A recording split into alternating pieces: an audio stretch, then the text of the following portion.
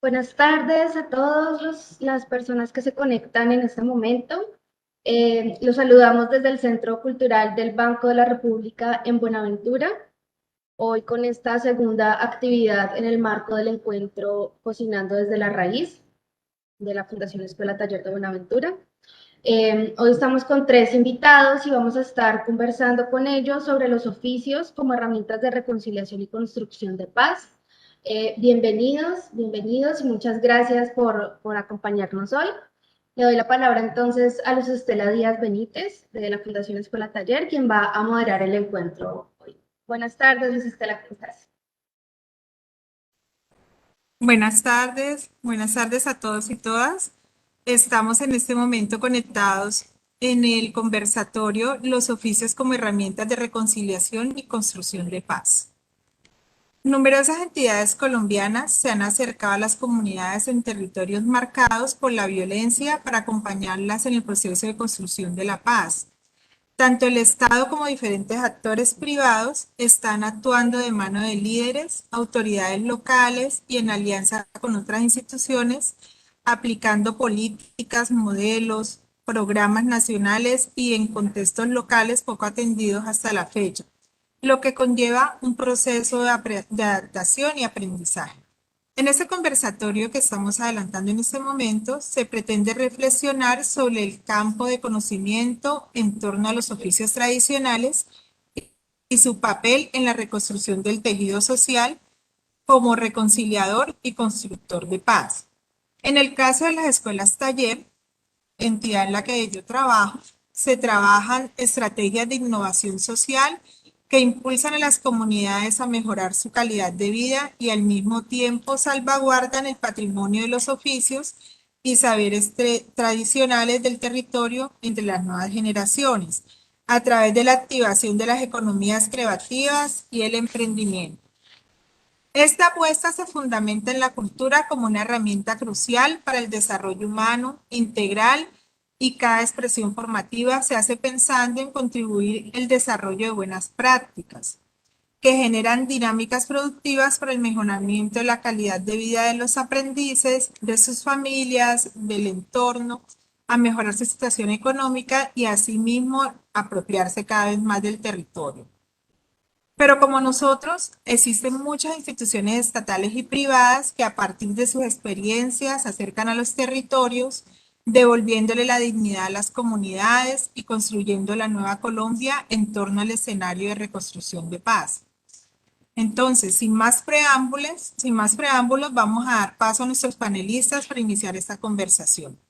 Hoy con nosotros para generar las diferentes reflexiones sobre el tema tenemos a Angie Pinzón, experta en estrategias para el fortalecimiento de los oficios del sector cultura, formulación de políticas públicas relacionadas con el cierre de brechas de capital humano, procesos de educación y formación e implementación de las cualificaciones para las industrias creativas y culturales, egresada del programa de desarrollo directivo INAL Business School, magíster en dirección y gestión de instituciones educativas, especialista en gerencia educativa, es terapeuta ocupacional.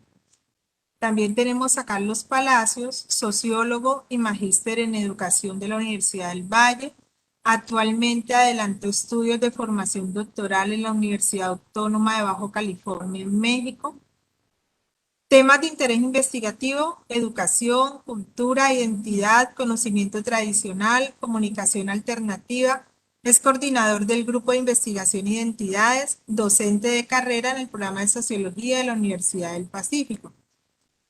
Y por último, pero no menos importante, José Yesido Ordóñez, ingeniero civil. Su trayectoria profesional ha estado enfocada en la formulación, gestión y construcción de proyectos de infraestructura comunitaria dirigido a poblaciones vulnerables de varias regiones del país.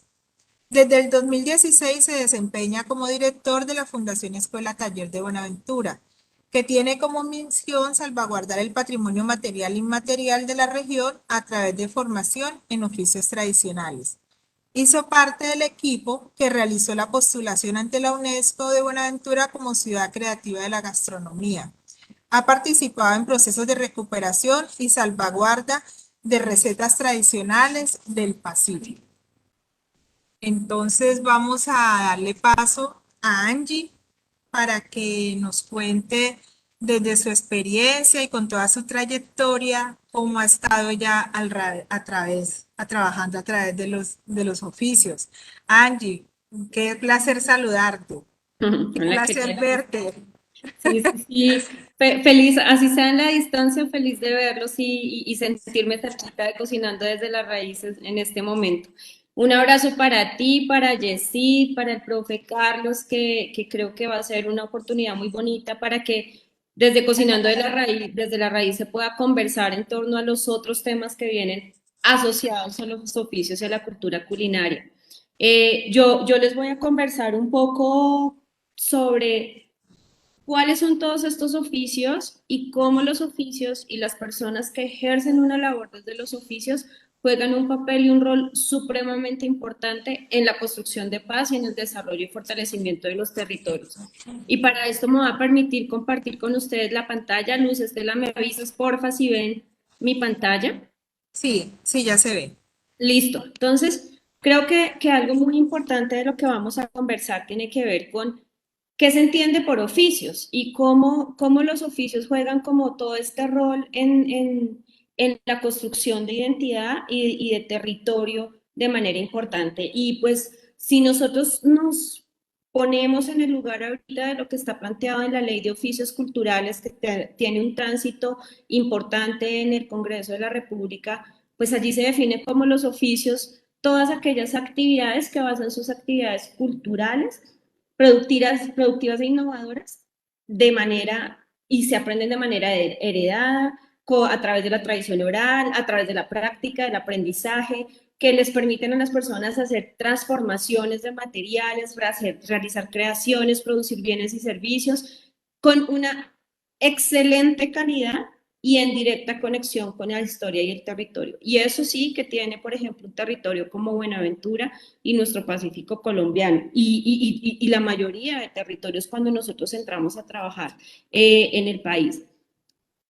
¿Por qué es importante cuando hablamos de oficios pensarnos cómo Colombia viene adelantando diferentes iniciativas que permiten ese fortalecimiento de oficios para que de verdad las personas que ejercen una labor desde el arte y la cultura, practicando su oficio, tengan toda una protección de manera importante? Porque cuando nosotros entramos a hablar de paz, y cómo las personas y cada uno de estos oficios como la partería, la cocina tradicional, los maestros bicheros, los artesanos, las personas que hacen traducción e interpretación de lenguas nativas, y los carpinteros, los luthiers, los intérpretes de música tradicional, instrumentos tradicionales, cómo merecen tener también esa protección y esa valoración desde las diferentes instancias y cómo nosotros desde los territorios también podemos hacer acciones que permitan el fortalecimiento de esas personas para que se siga construyendo escenarios de paz y transformación. Entonces, hay una serie de políticas que este país ha construido, la mayoría lideradas por el Ministerio de Cultura, en donde ustedes seguramente se han encontrado con muchas de ellas. Tiene que ver la política de fomento y salvaguardia de las cocinas tradicionales, la política para el fortalecimiento de los oficios, todo lo que tiene que ver con esta nueva lógica de pensarnos la economía naranja y cómo esa política también dice, oiga, miren, es súper importante pensarse los territorios, pensarse los oficios y pensarse la construcción y el fortalecimiento de escenarios como las escuelas taller de Colombia. Entonces, cuando hablamos de oficios y cuando nos pensamos los territorios y esa construcción de paz, es súper importante abocarnos a lo que dice la Constitución Política, en donde el Estado reconoce que Colombia tiene toda una diversidad étnica y cultural y que nosotros como ciudadanos debemos hacer diferentes acciones de participación para protegerla y para salvaguardarla. Entonces, y seguramente el profe Carlos ahorita nos va a conversar de eso y Jessy también en su intervención, pero es muy importante que cuando nosotros pensemos que los oficios son y las personas que ejercen un oficio son aquellas personas que tienen todas unas necesidades de valoración para potencializar su acción, pues tenemos que pensarlos desde diferentes miradas. Una, todo el tema de valoración y sostenibilidad. ¿Qué estamos haciendo ahorita con este conversatorio y este live? Pensarnos cómo los oficios y cómo vemos esos oficios para poderlos valorar y tener una sostenibilidad en el tiempo. Dos, pensarnos cómo pasan esos procesos de educación y formación en los oficios. Y ahí hay un rol muy importante en el ámbito del patrimonio cultural con las escuelas Taller de Colombia y los talleres escuela y esa estrategia que plantea el Ministerio de Cultura en algún momento, Memoria en las Manos, en donde dice que el aprendizaje de generación en generación y ese aprendizaje informal y lo que pasa en la comunidad juega un rol súper importante en la transformación de los territorios. Tres, pensarnos todos los temas de trabajo y emprendimiento, porque definitivamente la construcción de paz, la generación de oportunidades, también responden a las necesidades de que cada uno de los agentes del sector cultura puedan tener todos esos procesos de trabajo, emprendimiento, autoempleo que les permitan vivir adecuadamente y mejorar sus condiciones de vida. Y poder hacer un abordaje intersectorial, que en Buenaventura lo podemos ver de manera importante cuando uno se sienta con la Secretaría de Educación, la Secretaría de Cultura, el Banco de la República, la Cámara de Comercio, y trabajar de manera articulada por ese fortalecimiento de oficios.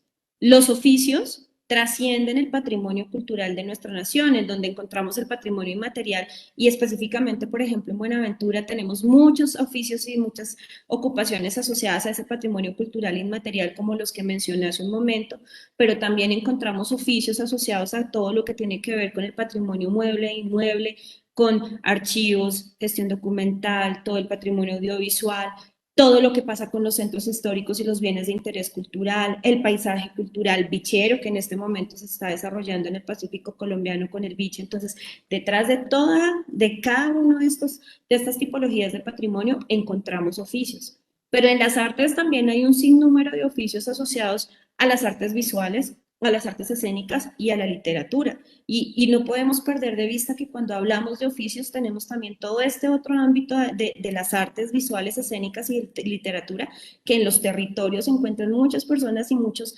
líderes y maestros que ejercen esta labor de fortalecimiento desde las artes.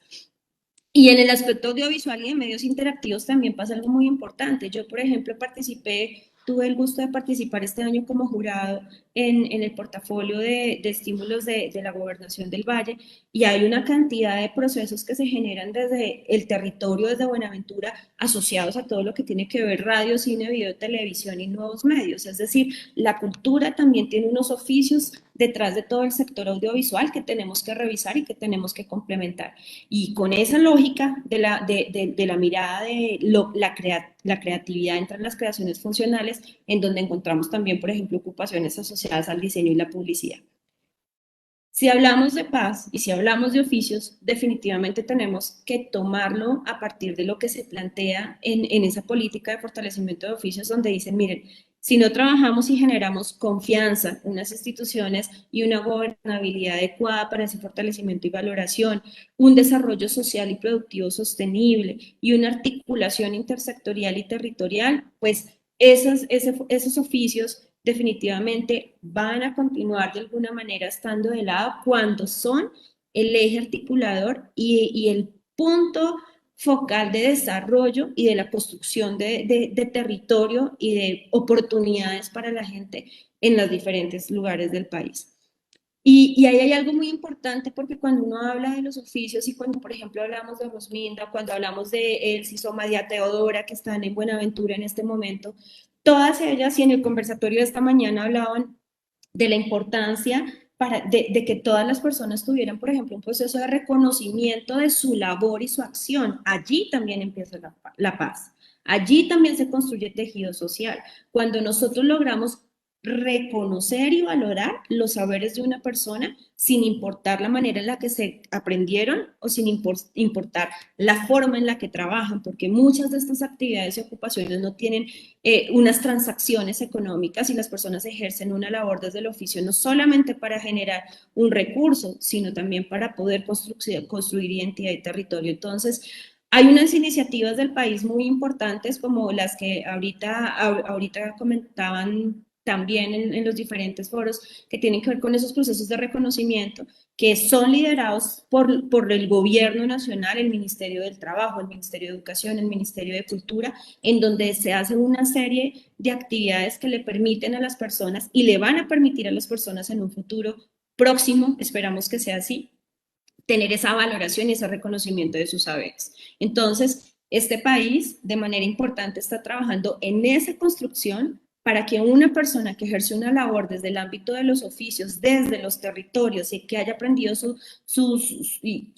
que haya tenido todo ese proceso de aprendizaje a partir de el aprender haciendo, de la práctica, del contacto con el territorio, pueda tener un reconocimiento de sus saberes y que ese reconocimiento de sus saberes les sirva para poder tener unas oportunidades de estudio si quieren seguir estudiando o para mejorar sus condiciones de empleo, porque es muy triste ver, por ejemplo, que la escuela taller de Buenaventura o las escuelas taller del país, que en este momento son 12, pues tienen dificultades para contratar a los maestros de oficios y enseñar la labor del patrimonio cultural cuando ellos no tienen un reconocimiento y el sector educativo nos dice, si no tienen su cualificación no pueden enseñar. Entonces, en eso está trabajando este país de manera importante, en eso están trabajando las escuelas taller de Colombia, en eso trabaja el Ministerio de Cultura y creo que tiene un valor gigantesco para esa construcción de paz y ese desarrollo desde los territorios también de manera importante.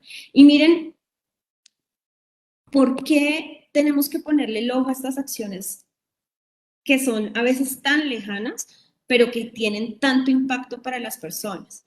Y es que cuando hablamos de ocupaciones artísticas y culturales y cuando hablamos de esa valoración y sostenibilidad, muchas veces ni siquiera aparecían en las clasificaciones o en donde aparece la labor de una persona, las ocupaciones propias del territorio. Cuando todos nosotros tenemos un RUT y en el RUT aparece una actividad económica a la que nos dedicamos y un código ocupacional. En los códigos ocupacionales de nuestro país hasta junio de este año no aparecían ni las asadoras de cocina tradicional ni las parteras tradicionales. ¿Qué ha hecho el Ministerio de Cultura con el DANE, con Mintrabajo? Promover que todas estas ocupaciones tengan un reconocimiento y que ya aparezcan en la clasificación única de ocupaciones para Colombia. Esto tiene un valor gigantesco para los territorios porque definitivamente identificar, definir y encontrar que todo oficio del patrimonio cultural tiene un lugar y que merece un respeto y que tienen unas funciones y unos saberes asociados, juega un valor importantísimo para esa construcción de paz y para ese desarrollo. Entonces, encontramos en esta clasificación de ocupaciones, y los invito a todos a consultar, la definición de la ocupación de cocinera tradicional, sabedor de cocina tradicional y de técnicos profesionales y del nivel medio en partería. Hoy nos convoca Cocinando desde la Raíz. ¿Cuántas cocineras tradicionales tenemos en nuestro país que hoy se pueden identificar de esta manera como personas que trabajan la cultura culinaria y salvaguardan el patrimonio cultural a partir del aprendizaje y el desarrollo y la conexión con el territorio, con sus productos locales, con el medio ambiente y con esa cultura culinaria que es tan importante, por ejemplo, en Buenaventura, ciudad creativa de la gastronomía? Entonces, ¿qué es importante y cómo nosotros podemos aportar esa construcción de paz desde los oficios? Hay muchas estrategias lideradas en este momento de las cuales todos podemos hacer uso. La política de fortalecimiento de oficios, el marco de cualificaciones liderado por Mineducación que les acabo de compartir y el Programa Nacional Escuelas Taller de Colombia. Si nosotros logramos que esta inscripción en la lista de buenas prácticas del patrimonio cultural de la humanidad, en donde todos nosotros participamos, las personas que ejercen un oficio, las personas que enseñan a través de las escuelas taller, los formuladores de política pública como el Ministerio de Cultura, las personas que desarrollan una labor desde la producción y la transformación de oficios o los saberes asociados a la medicina tradicional como el caso de la partería, trabajamos en equipo y potenciamos todo este fortalecimiento de oficios, seguramente el territorio aportará de manera importante ese desarrollo. Y ahí surge la estrategia Memoria en las Manos, y esa estrategia Memoria en las Manos que resalta el valor de lo que pasa con nuestros mayores, de lo que pasa en los territorios, es maravilloso, porque cuando nosotros logramos entrar en las historias de un maestro de oficios, del maestro Nésimo, de la maestra Rosminda, de la maestra María Teodora, de la maestra Elsis, de todos aquellos que están en los territorios y logramos rescatar su saber y que los jóvenes y las nuevas generaciones, incluso los niños, aprendan con sus manos a transformar productos, a valorar su comida, a valorar las hierbas de azotea, a compartir con todo el amor que pasa en la formación de un oficio, ahí estamos haciendo una verdadera transformación social. Y ahí estamos haciendo un verdadero reconocimiento de lo que se merece la labor cultural y la labor de las artes en los territorios. Entonces, esto es algo súper potente que definitivamente cada una de las personas que nos están viendo en este momento podría utilizar y compartir y construir para que hacer de esos oficios esa herramienta que nos permita de verdad una construcción y un cuidado del territorio a partir de lo que tradicionalmente se viene realizando. Y esto se ha convertido en un referente para muchos países.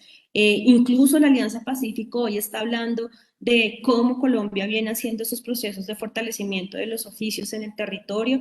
Se ha avanzado con todo lo que les digo de la clasificación de ocupaciones que otros países como México, Chile, Perú, que hacen parte de la Alianza Pacífico, no tienen ese reconocimiento que ha adelantado el país en este momento y pues se constituye de manera importante en todo como legado y herramientas que cada uno de nosotros podemos usar para seguir construyendo y promoviendo el desarrollo de una cultura de paz desde los diferentes escenarios en los que nos encontremos. Allí, pues, bueno, mi querida, acá voy a dejar de compartir, perdón un momentico.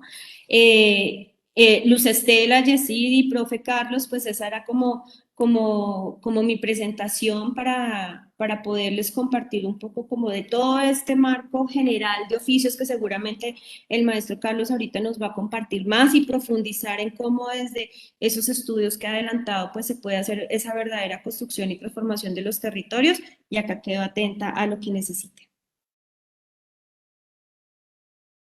Muchas gracias, Angie. Como siempre, es maravilloso escucharte y ver una vez más ese maravilloso trabajo que se está haciendo en el que tú has pues, trabajado de forma tan ardua con esa política, con la cualificación de los oficios. Creo que es una ruta que nos va a marcar un muy buen camino a todos los que trabajamos en esto. Sigamos en este momento con el profesor Carlos. Escuchamos al profesor. No sé si Margarita nos pudieran ayudar, si en el chat de Facebook o algo hay alguna pregunta que la gente, o sea, o poder decirle a las personas que están viéndonos por Facebook que si tienen alguna pregunta para nuestros panelistas, las puedan ir apuntando para nosotros al final podérselas hacer.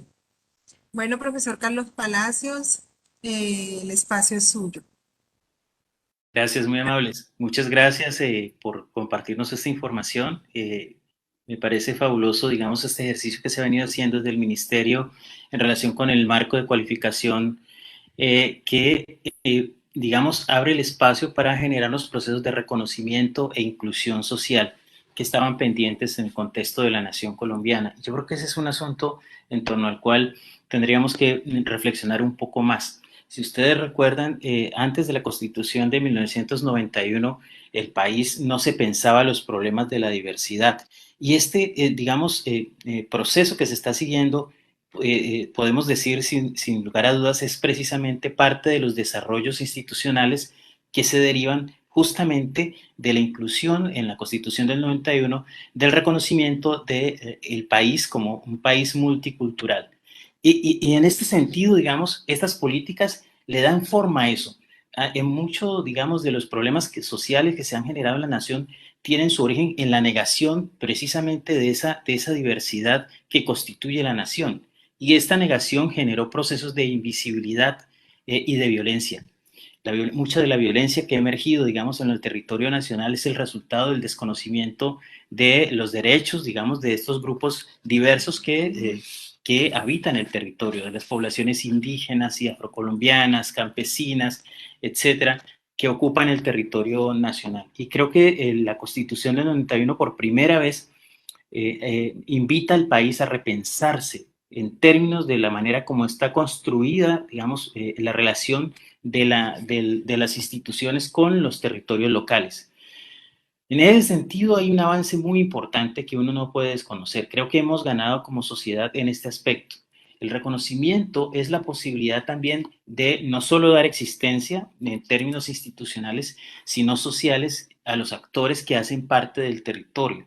Hay un concepto que quisiera, digamos, incluir aquí, que es el concepto de memoria cultural. Si uno quiere finalmente borrar digamos, un pueblo, lo que hay que borrar es su memoria cultural. Su memoria cultural son todas las prácticas, son las creencias, son sus mitos, son sus producciones. Eso es parte de la memoria cultural. La cocina, por ejemplo, es una manifestación de la memoria cultural. Y en ese sentido, cuando esta cocina es invisibilizada o es negada, ¿no? Es una manera de borrar de alguna manera al otro. Es una forma de invisibilizar, es un ejercicio también de violencia, ¿sí? En lo simbólico. Y esta forma de violencia simbólica también se traduce en prácticas violentas. Por eso me parece que es un hecho reconciliador en el contexto de la nación estos procesos que permiten precisamente la inclusión de esos grupos que históricamente habían sido marginados y excluidos de estos procesos y dinámicas económicas. Porque finalmente es allí, en ese ejercicio, en el que tenemos la posibilidad de encontrarnos como nación, de reconocernos mutuamente como nación. El problema, digamos, de la diversidad en Colombia ha sido justamente la imposibilidad de generar encuentros que nos permitan, en el marco de relaciones de respeto, generar estas sinergias de trabajo conjunto. Las comunidades han hecho muchísimo por la nación, por el país, pero el país ha reconocido a estas comunidades muy poco del esfuerzo y digamos, de sus contribuciones para el desarrollo del país. Creo que ahí se abre un marco institucional, digamos, interesante. Todavía creo que hay cosas allí que deben resolverse. Por ejemplo, en otros países, como el caso de Brasil, estos sabedores tradicionales tienen un estatus diferente y el Estado, digamos, les ha permitido incluso a las instituciones la vinculación, en el caso, por ejemplo, de las universidades, la vinculación de los sabedores a nivel, digamos, de expertos, ¿no? Porque ahí, por supuesto, lo que tenemos son especialistas en diferentes, digamos, tipos de conocimientos prácticos. Este tipo de conocimiento tendría que verse también reflejado en sus condiciones de vinculación laboral a las instituciones. En el caso colombiano eso no lo hemos resuelto.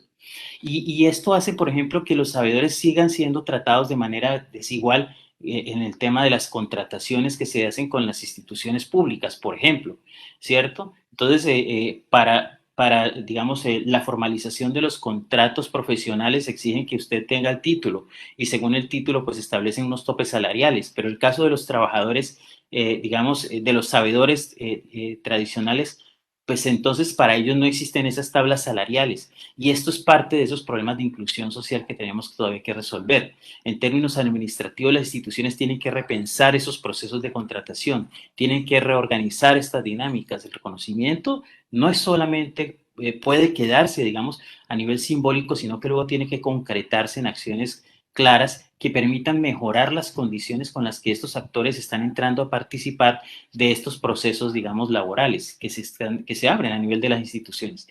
Ahí hay unos pendientes, hay unos vacíos que tendríamos que resolver.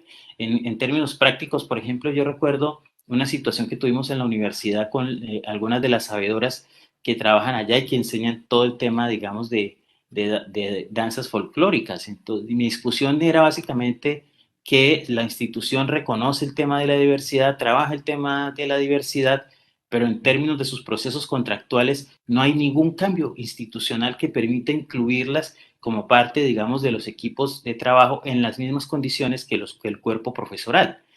Y eso entonces me parece que es un poco hipócrita porque finalmente decimos sí, es que la diversidad y creemos, digamos, que estos son elementos importantes, nos representan socialmente, son elementos constructores de identidad, son elementos que nos permiten fortalecer los procesos de cohesión social. Esto de rehacer el tejido social que se desgarró por estas dinámicas de violencia, por supuesto que estos actores nos ayudan en esos ejercicios y sin embargo cuando llega el momento de firmar los contratos, pues son los que menos ventajas tienen en esos procesos. Ya es una contratación a destajo que realizan finalmente estas instituciones, inclusive las instituciones públicas. Y eso implica también ejercicios de violencia, digamos, una continuidad en la dinámica de los procesos de exclusión social a los que estos grupos históricamente han estado asignados. Entonces, ahí hay unos pendientes, ¿sí?, que están de alguna manera todavía por ser trabajados, y que en la medida en que estos mecanismos institucionales permiten ubicar, digamos, estos oficios y asignarles, digamos, un reconocimiento en lo institucional, pues van a permitir también en lo administrativo hacer ajustes para garantizar, digamos, el reconocimiento de estos oficios, ¿sí? Entonces, ahí creo que cosas importantes para rescatar en ese aspecto. Uno diría, bueno, esta política, este marco institucional que se ha ido construyendo después de la Constitución del 91, ha tenido, digamos, avances muy importantes, como señalaba Angie hace un rato, por supuesto. Este tema, digamos, de la política de patrimonio cultural y material de la nación, que parece que es una política que ha tenido unos desarrollos bien importantes y ha generado un proceso, digamos, de visibilización de ese conjunto de saberes, y yo diría más bien de expresiones de la memoria cultural que existen en el territorio, que le permite ahora a la nación reconocerse en esos saberes y prácticas tradicionales. La ley de patrimonio, el marco nacional de cualificaciones, ahorita esta estrategia, digamos, de memoria en las manos, que me parece un nombre muy bonito, memoria en las manos, que recoge un poco estos principios asociados con las experticias de los sabedores. Me parece que estos son avances importantes en términos de lo institucional. Ahora, estos son elementos que también nos posibilitan mejorar las oportunidades de participar en las dinámicas, digamos, de mercado a nivel internacional, porque muchos, digamos, países están generando también estrategias de articulación a partir de las potencialidades que tienen los territorios, y estas potencialidades que tienen los territorios habilitan, digamos, crean condiciones para que eso que somos, esas identidades, esas particularidades, esas experticias y saberes tradicionales se conviertan en baluartes, digamos, y atractivos turísticos que posibiliten una mejora en las condiciones económicas en el territorio a partir del desarrollo precisamente del turismo. Y en eso Buenaventura tiene unas potencialidades enormes por su riqueza cultural, el tema de sus prácticas culinarias, la música, ¿cierto? Esos son elementos muy potentes dentro del contexto de Buenaventura, que hace parte de los elementos de constructores de identidad en el territorio, y que en mi opinión constituyen, digamos, hitos importantes como atractivos turísticos, que ofrecen una potencialidad enorme para desarrollar el territorio. En torno a estos elementos, me parece que ha habido un trabajo bien interesante por parte de la escuela taller, pero también por parte de las administraciones, en particular esta última administración le está metiendo muy duro al tema.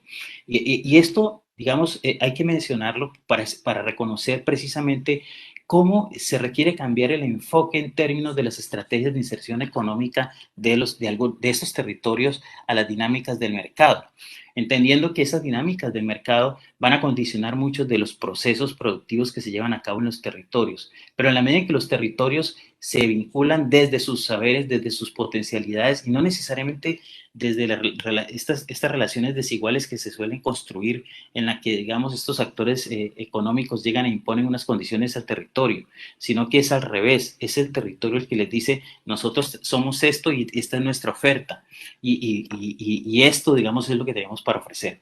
Y en esa perspectiva se construyen mejores relaciones en términos de la manera como se entran a participar de los beneficios derivados, digamos, de las actividades productivas que se llevan a cabo en el territorio.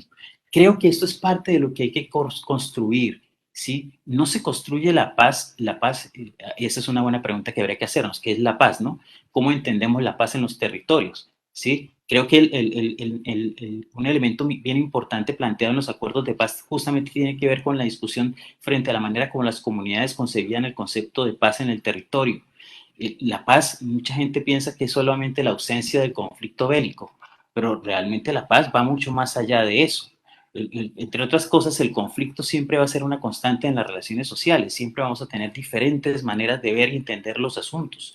Y esta divergencia en las posiciones va a hacer que el conflicto sea siempre una constante en la sociedad.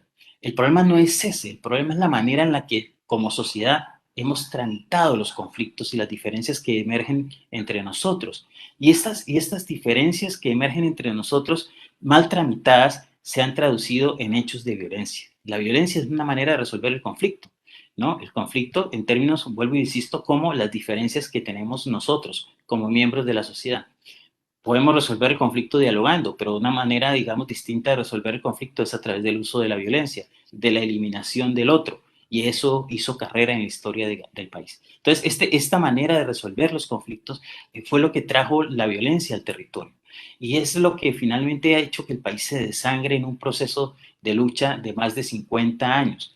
Y esto hay que superarlo, pero esto hay que superarlo creando oportunidades de vida en los territorios, creando oportunidades para que esa gente que participa, digamos, de estas dinámicas productivas tradicionales pueda mejorar sus oportunidades y su calidad de vida, creando condiciones reales para que la gente pueda estar en el territorio, porque es justamente lo que ha hecho que la gente también en otros procesos que podríamos decir como consecuencia de las dinámicas de la violencia, pues se desplace, se huya, abandone el territorio. Entonces ahí también hay un proceso de descapitalización de los territorios, de empobrecimiento de los territorios. La gente se va porque pues no se puede vivir en el territorio. La dinámica de violencia intensa que se ha vivido últimamente en Buenaventura ha hecho que mucha gente decida irse de la ciudad, y cuando la gente se va y abandona el territorio, pues eso genera también un deterioro en términos no solo económicos, sino también en términos, digamos, de los procesos de cohesión social. Hay un debilitamiento de la sociedad. Y este debilitamiento de la sociedad pues, nos expone a todos, genera, digamos, procesos de ruptura, rompimiento, digamos, de las dinámicas sociales, el desgarre, digamos, del tejido social. Entonces, estas son las cuestiones que tenemos que enfrentar en el territorio. La paz es precisamente crear oportunidades de vida para que la gente pueda desarrollarse a plenitud en su territorio, ¿no? No podemos pensar la paz en la perspectiva de solamente la ausencia, digamos, del conflicto bélico. Eso es una dimensión del problema.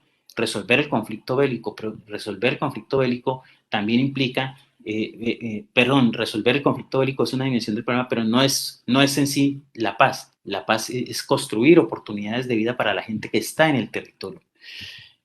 Crear oportunidades de vida implica entonces una mayor atención institucional por parte del Estado, ¿cierto? Crear oportunidades de vida implica que se garantice el acceso de la gente a los bienes, digamos, públicos, como la educación, como la salud, como el agua potable, como vías de transporte, ¿cierto? Estas son cosas importantes que permiten mejoría en las condiciones de vida de la gente de forma importante, pero también oportunidades de empleo. Y si estas oportunidades de empleo nacen del reconocimiento de los saberes y potencialidades que existen en el territorio, estamos hablando de un proceso de inclusión social. Y esto es precisamente a lo que estas políticas creo que deberían estar apuntando, y en efecto creo que es lo que están haciendo. Mejorar esos procesos de inclusión social pues permite reducir los niveles de conflictividad, permite reducir, digamos, las respuestas violentas, deslegitima la fuerza que tienen estos grupos armados y por supuesto compromete a la sociedad en el alcance de metas comunes. Y en ese sentido es que construimos la paz. Estos oficios tradicionales ayudan a construir la paz en la medida en que estos oficios contribuyen a mejorar las condiciones de vida de estas comunidades. Y esto es lo que tendríamos que estar pensando en términos de las políticas públicas. Cómo las políticas públicas permiten que esta diversidad de actores que construyen estos territorios, que habitan estos territorios, que con sus saberes permiten precisamente que la gente pueda tener acceso a bienes y servicios en el territorio, pues tengan mejores oportunidades de vida, tengan acceso a una mejor calidad de vida, ¿cierto? Esto es parte del proceso del reconocimiento del que hemos venido hablando. Me parece que ese es un asunto central en esta discusión. Hay una autora, hay una socióloga muy conocida, muy famosa, se llama Agnes Heller, y entonces ella habla de la memoria cultural, tiene un artículo muy interesante sobre la memoria cultural, y justamente dice ella, algo así como, a ver, déjenme busco la cita porque para no ir a decir alguna barbaridad. Ella dice esto: la presencia o la ausencia, la vida o la decadencia de un pueblo no depende de la supervivencia biológica de un grupo étnico, sino de la supervivencia de la memoria cultural compartida. Esta idea es una idea muy importante, me parece a mí, calza muy bien con esta reflexión que estamos haciendo el día de hoy. Es decir, podríamos pensar que los problemas fundamentales de de la vida en el territorio están asociados solo con la supervivencia biológica. Por ejemplo, cómo resolvemos los problemas básicos de subsistencia. Pero lo que señala Heller es justamente que no es suficiente, sino que hay unos elementos de orden simbólico, y esos elementos de orden simbólico son los que tienen que ver con la memoria cultural. Con la memoria cultural como ese conjunto, digamos, de creencias, valores, prácticas, tradiciones, costumbres que distinguen ese grupo social, y que en la medida en que esa memoria cultural se mantiene viva, se mantiene vigente, garantizamos precisamente la continuidad del grupo social. Pero la pérdida de esa memoria cultural, el borrar esa memoria cultural, es, en otras palabras, borrar la existencia de ese grupo social, eliminar, digamos, a ese grupo social. O sea, de ahí que permitir que se borre o que desaparezca esa memoria cultural, la memoria cultural de un pueblo, es en la práctica acabar con ese pueblo. Y ¿no? Esto es bien interesante porque nos revela la dimensión política que se encuentra allí presente tras estas discusiones que estamos llevando a cabo sobre lo cultural.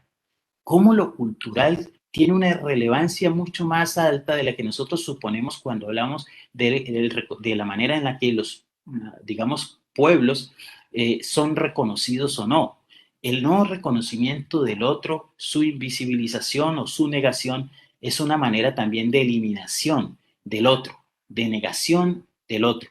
Esa eliminación del otro constituye por esta vía también una forma de violencia, ¿sí? Y es una forma de violencia muy, muy, muy tenaz.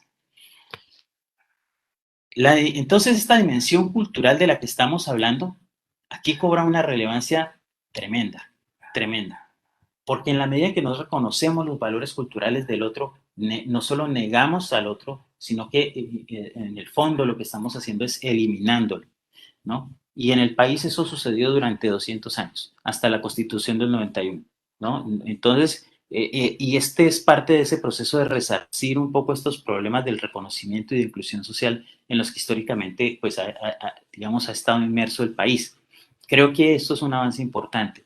Espacios como la labor, digamos, que cumplen las escuelas taller a nivel nacional, digamos, su importancia radica justamente en ese proceso de reconocer esas habilidades, destrezas y conocimientos tradicionales que han permitido la pervivencia de estas comunidades en los territorios.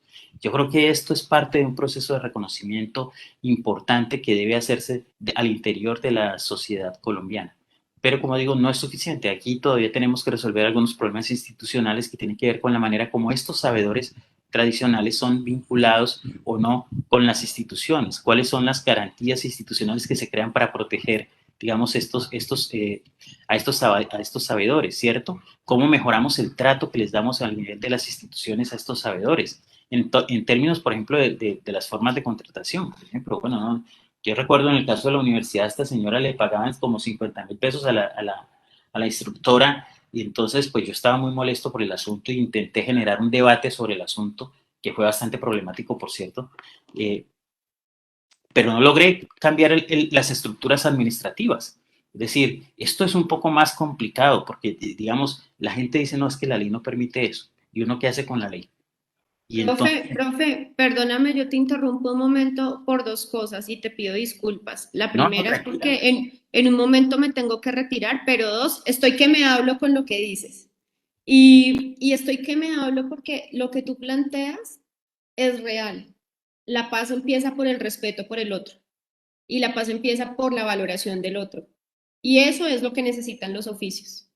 Y el reto que tú tuviste con esa maestra que estuvo allá en la universidad es el mismo que se ve con las personas que ejercen la labor de escenografía en un teatro, o con el maestro de obra que sabe hacer una construcción y que no se puede sentar a hablar con el arquitecto, con el ingeniero, ¿sí? Porque resulta que los oficios justamente hacen parte de un ecosistema. Y ese ecosistema en donde todos somos iguales porque tenemos la posibilidad de diálogo y de confluir desde la diferencia para la construcción de ideas, es lo que realmente nos hace falta. Y yo te pido disculpas por interrumpirte así, pero quería hacer esta intervención antes de irme y creo que algún día espero que la vida nos dé la oportunidad de encontrarnos, profe, para echarnos una buena conversada. Claro que sí. Muchísimas gracias, Angie, por tus aportes. Yo creo que estas son las discusiones que como sociedad todavía tenemos pendientes en muchos aspectos. En términos institucionales, insisto, hay necesidad de avanzar un poco más en esos procesos de inclusión y de reconocimiento desde la formalización de esos oficios. Y esto es un paso, digamos, en ese sentido. Pero ojalá eso se logre con más premura, ¿no? Porque finalmente la gente en los territorios tiene mucha esperanza en que por fin este reconocimiento se va a concretar y va a manifestarse pues en condiciones mejores para todos. Pues no sé, yo dejaría allí y no sé, Luz Estela, si abrimos el espacio para que participe alguien más o interviene Jessica.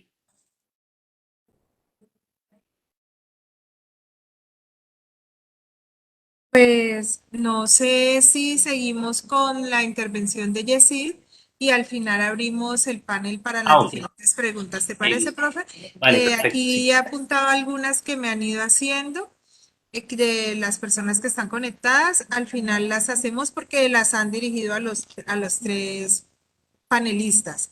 Entonces vamos a continuar con Yesid y inmediatamente procedemos a irlas pasando. Vale, gracias, Luz Estela. Bueno, pues yo quiero aquí referirme ya y de pronto es contarles sobre ya programas que se han establecido y que en algunos momentos los otros panelistas han hablado, donde se trabaja precisamente en esa revalorización de los oficios. ¿Sí? El hecho de que el gobierno colombiano haya creado en los años 90 las escuelas taller como herramientas de paz, con el propósito de que los jóvenes, en especial jóvenes de zonas muy vulnerables de cada una de las regiones donde están las escuelas, puedan aprender un oficio y generar y mejorar sus condiciones de vida. Eso ya es un paso muy importante. Entonces, quiero un poco hablar del tema de las escuelas taller, poco porque nos han preguntado, bueno, ¿qué son las escuelas taller? Entonces voy a hablar justamente de ese proyecto y también otro que se llama los talleres de escuela, retomando algo que Angie nos comentaba sobre el trabajar directamente con los maestros. Las escuelas taller... Y si no tienes la cámara apagada. No, está abierta todo y el micrófono. No te vemos en cámara, nos aparece una flecha. ¿Pero me escuchan? Sí, sí te estamos escuchando, solo que tienes la cámara apagada. Bueno, aquí yo veo la cámara abierta, sin embargo voy a intentar nuevamente. Vale.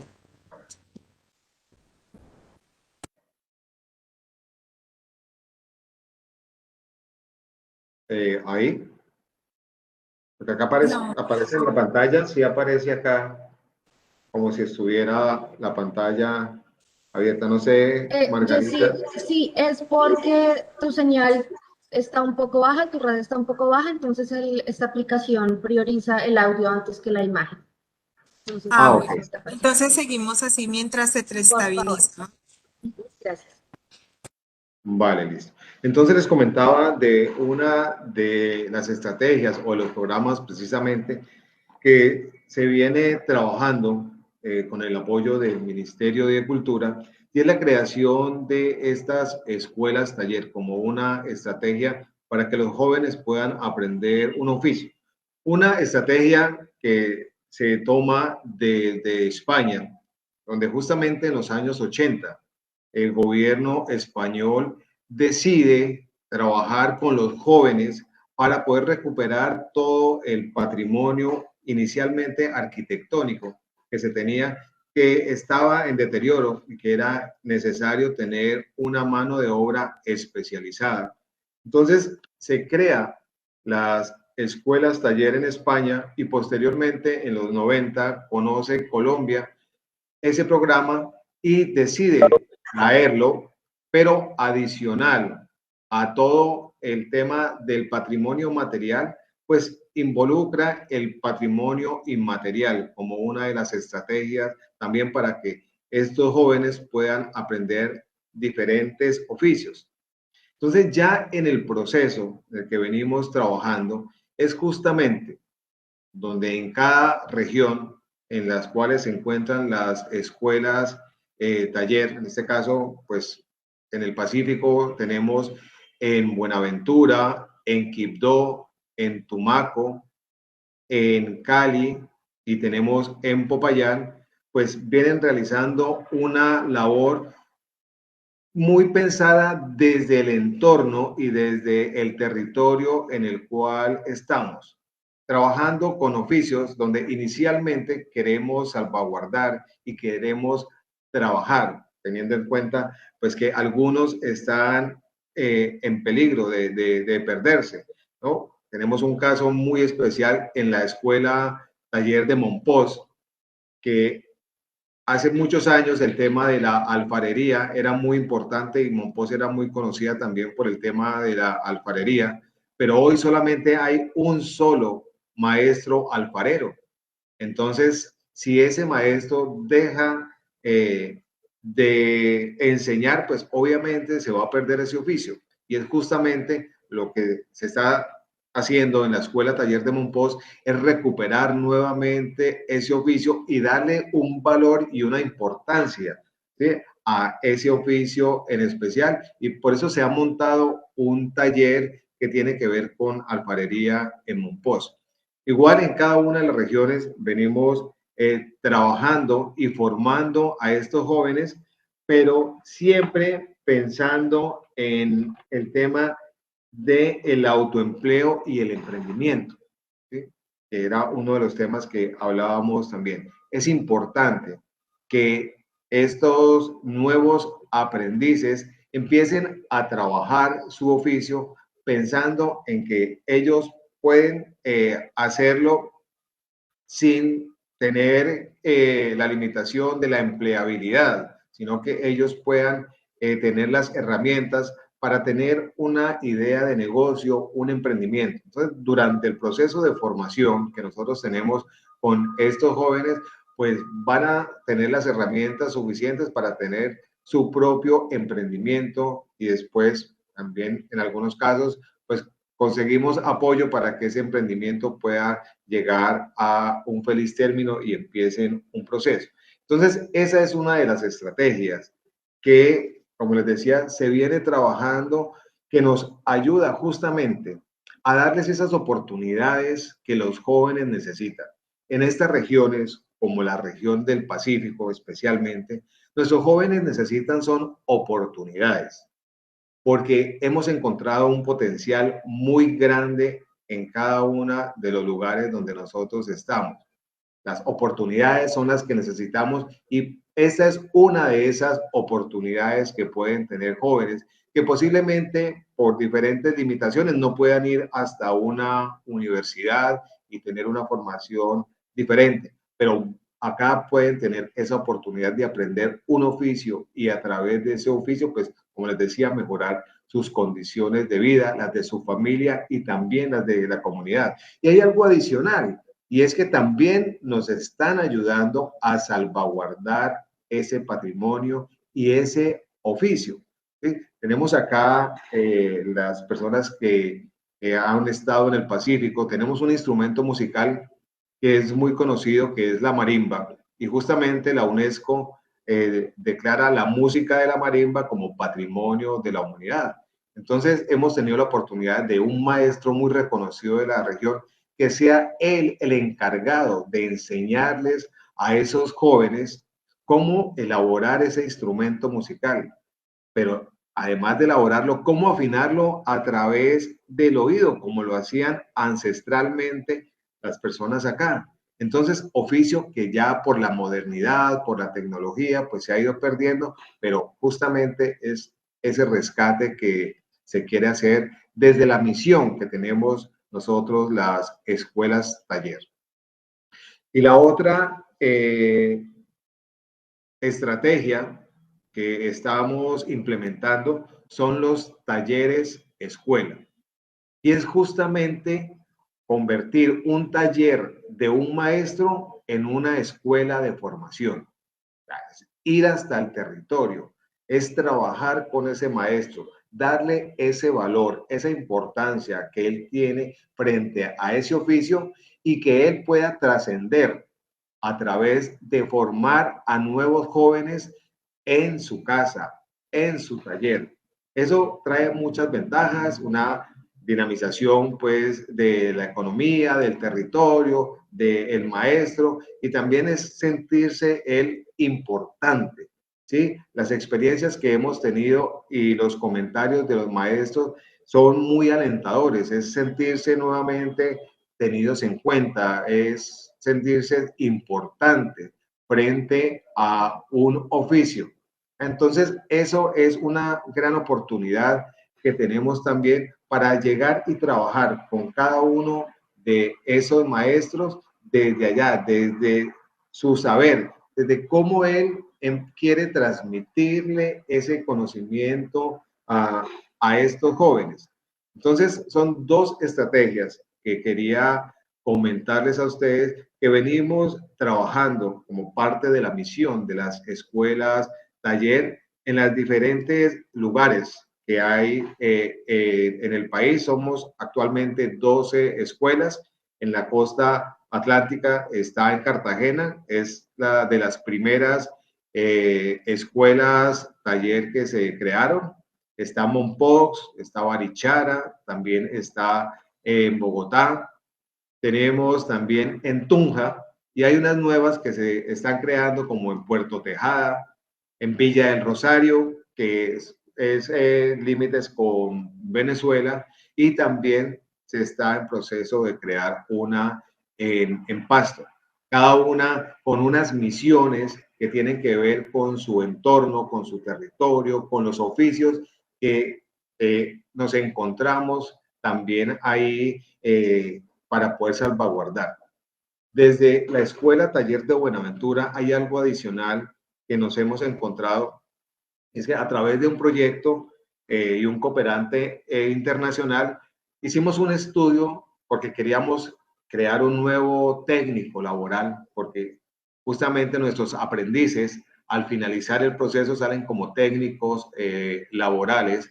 Entonces, estábamos en el proceso de generar un nuevo técnico laboral y nos hemos encontrado que más que crear un nuevo o salvaguardar un nuevo oficio, nos encontramos que muchas personas, muchos maestros tienen ya el conocimiento, pero se quedan cortos y de pronto no tienen las herramientas suficientes para generar sus propios proyectos, para fortalecer esa parte de gestión cultural y que hablaba Carlos también.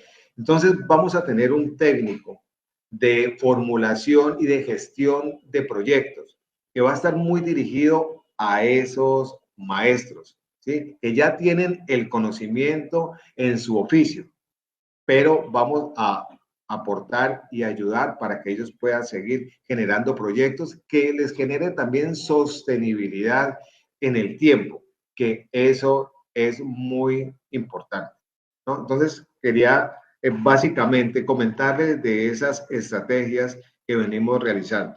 Y también una de estas actividades en las que estamos actualmente, estos eventos, en el caso de Cocinando desde la Raíz, es un evento que precisamente le está dando un valor muy importante a la cocina tradicional y por ende a sus cocineras y cocineros. Y darles ese valor real que en realidad tiene ese oficio, que en el caso de la cocina tradicional de Buenaventura, pues es muy grande, ¿sí? Como lo decía esta mañana, la biodiversidad que tenemos hace que nuestra cocina ya sea reconocida no solamente nacional, sino también internacionalmente. Y es ahí donde queremos trabajar con todas estas maestras, todas estas sabedoras, fortaleciéndolas en diferentes procesos para que puedan estar y mejorar sus unidades productivas, pero también en el tema de turismo cultural, que puedan tener una buena atención al cliente. Entonces, procesos que se vienen realizando a través de este oficio que hemos considerado uno de los más importantes que tenemos nosotros acá en el Pacífico colombiano. Entonces, Luz Estela, esto es un poco lo que quería contarles y como complemento a lo que dijo el profesor Carlos y Angie, que pues, le tocó retirarse, y es un complemento perfecto de cómo ese marco de cualificación ya lo podemos ir trabajando y llevarlo ya a proyectos, ¿no? A proyectos que tenemos nosotros ya y con los cuales venimos trabajando el tema de oficios tradicionales.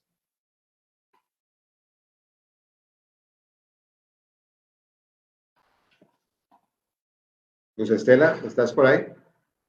Y aquí estoy. Okay. Lo veo, David. Bueno, entonces, muchas gracias, Jessy. Tenemos varias preguntas. Vamos a empezar a hacerlas y abrimos el panel, ¿vale? Okay. Profesor Carlos, tenemos una dirigida a usted. Es la siguiente. Si entendemos que la paz no es la ausencia de guerra, como usted lo ratificó, sino la posibilidad de acceder a todos los servicios que mejoran nuestra calidad de vida, ¿cómo cree usted que se podría disminuir la brecha entre los que poseen el conocimiento y no tienen el estudio? Es decir, muchos sabedores ancestrales tenemos por toda la experiencia el conocimiento del oficio, pero no podemos acceder ni a los títulos, ni a los empleos, ni a las becas, ni a las convocatorias, porque no tenemos la formación, que es lo que avala la política pública del momento.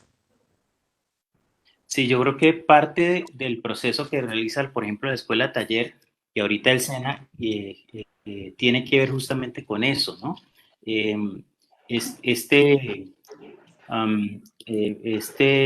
marco nacional de cualificaciones apunta justamente a que se reconozcan estos saberes que la gente tiene y que, por supuesto, no han pasado por la formalización académica en una institución de educación, ¿cierto? Entonces, la idea es que estas instituciones tienen un poco la labor, la tarea, si se quiere, de certificar esos saberes. Ahora, ¿cuál es el paso que debería seguir? Institucionalmente hablando, tienen que también generarse mecanismos que permitan que una vez que las personas certifican esos saberes a través de instituciones como el SENA o incluso la Escuela Taller, se reconozcan esas certificaciones también en términos salariales, es decir, que se construyan las escalas salariales reconociendo ese tipo, digamos, de certificaciones. Porque allí esa es la parte del proceso que está como interrupta, como que todavía no ha fluido bien esa parte, ¿no? Entonces, me parece que es un avance el marco de cualificaciones, por supuesto, es un avance el proceso de reconocimiento que realizan instituciones como el SENA y la Escuela Taller, pero en términos administrativos hay un pendiente, hay como un vacío, hay como una brecha que no se ha saldado. Entonces, si esos procedimientos administrativos no se ajustan con este reconocimiento que realizan instituciones como el SENA, pues entonces ahí pues va a seguir ese proceso, digamos, de desconocimiento, ¿sí? El tema del reconocimiento tiene que traducirse en condiciones reales, materiales, que la gente también perciba por eso, ¿sí?